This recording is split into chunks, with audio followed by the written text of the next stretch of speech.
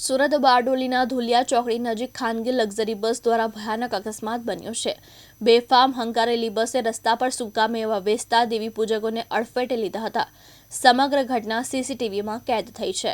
સુરત જિલ્લાના બારડોલી નજીક બેફામ હંકારેલી ખાનગી લક્ઝરી બસે ભારે અકસ્માતને નોતર્યો હતો।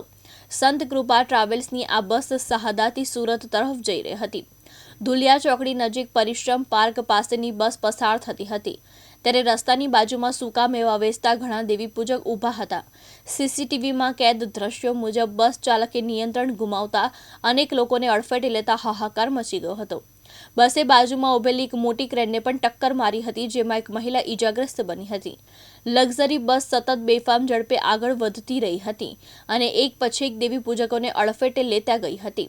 સદનસીબે મોટી જાનહાનિ ટળી હતી, પરંતુ સૂકા મેવાનો માલ સામાન મોટા પાયે નષ્ટ થયો હતો।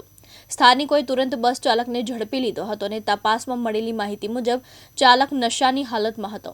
ઘટનાની જાણ થતાં તાત્કાલિક પોલીસ પહોંચી ગઈ હતી અને બસ ચાલક તથા ક્લીનરને કસ્ટડીમાં લઈ પોલીસ મથક ખસેડી લીધા હતા। અમારું નામ રેખા છે। અહીંયા આવતા હતા, અમે કાજુ બધા વેચતા હતા અને સાધન આવીને ભટકાઈને લઈ જઈએ, ભટકાયું સાધનમાં। અત્યારે ધુલિયા ચોકડી આવીને ભટકાઈને આવી જાય, અમને ખબર નથી, ભટકાઈને આખું પીલાઈને આવી જાય માલ। અને આ લક્ઝરી વાળો માણસ અને સોલીને આવી ગયા, ખબર નથી। ડ્રાઈવરનું નામ નહીં ખબર, પીધેલા હતા। રમેશ ખંભાતી, દિવ્યાંગ ન્યૂઝ, બારડોલી, સુરત।